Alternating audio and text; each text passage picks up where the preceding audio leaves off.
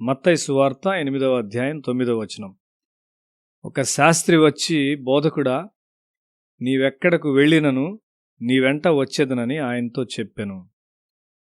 ఒకసారి నది ఆవలి తీరమునకు దాటి వెళ్ళుటకు శిష్యులు ఒక పడవలోనికి ప్రవేశించారు. మనము యేసును వెంబడించినప్పుడు అటువంటి విషయాలు జరుగుతూ ఉంటాయి. ఈ మనిషి యేసును వెంబడించుటకు అనుమతించినట్లయితే ఏమి జరిగి ఉండేది? అటువంటి కష్టములను ఎదుర్కొనుటకు అతడు ఇష్టపడుచున్నాడా? లేదు. సముద్రపు అడుగు భాగంలోనికి వెళ్ళాలా అని అతడు ఆలోచించాడు. అయితే యేసు తుఫాన్ను ఆపివేశాడు. శిష్యులకు అది ఒక ప్రశస్తమైన అనుభవంగా మారింది. మనం యేసును వెంబడించినప్పుడు మనలను సృజించిన సజీవుడైన దేవుడు మనతో ఉన్నాడను ఒక గ్రహింపును మనం పొందుకుంటాం. తుఫాన్లు మరియు వరదలు వచ్చును గాని ఆయన తోడుగా ఉన్నాడు. యేసును వెంబడించువారు ఈ విషయాలను బట్టి నిరుత్సాహపడరు.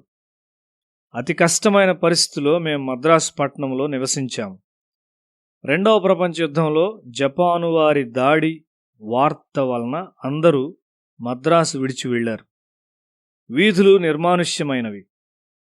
జపాను వారు ఈ నగరమును తుడిచిపెట్టి ఉండేవారు. దేవుడు మమ్మల్ని ఇక్కడే ఉండాలని చెప్పాడు. మేము అలాగే చేశాము. మా ఇల్లు బాంబులతో దాడి చేయబడదు అను వాగ్దానమును మాకు దేవుడిచ్చాడు.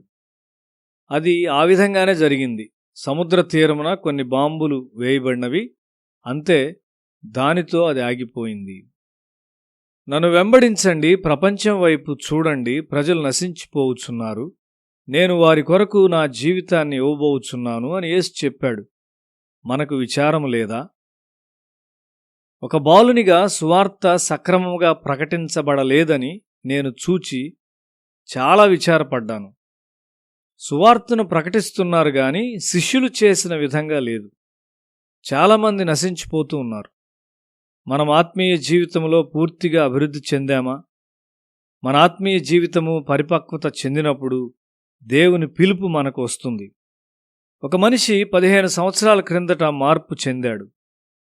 దేవుడు నన్ను పిలిచినట్లయితే నేను వస్తాను అని అతడు చెప్పాడు. నీవు సిద్ధపడినట్లయితే దేవుని పిలుపు నీకు వస్తుంది. దేవుని పిలుపు రానట్లయితే నీవు సిద్ధపడలేదు అని దాని అర్థం.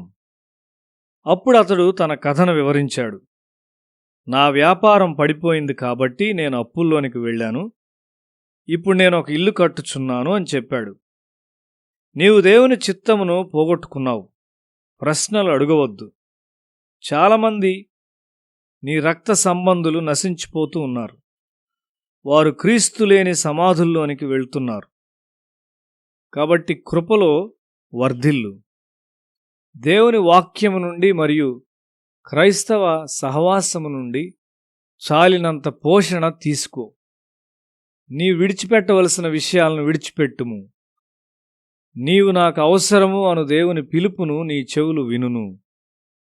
ఎందుకు అంటే దేవునికి చాలామంది అవసరమై ఉన్నారు.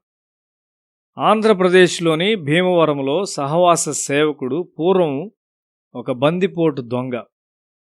అతడిప్పుడు మనుష్యుల భయం లేకుండా సువార్త ప్రకటిస్తూ ఉన్నాడు.